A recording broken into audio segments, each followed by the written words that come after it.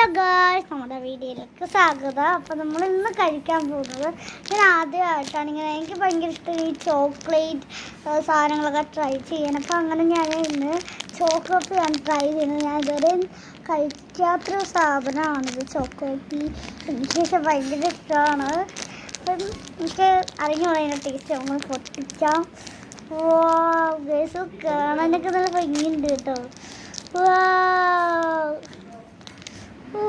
ഇതുണ്ടോ ഗൈസ്, അത് full chocolate ആണ് ഗൈസ്. ഗൈസ് ഞാൻ കടിച്ചില്ല.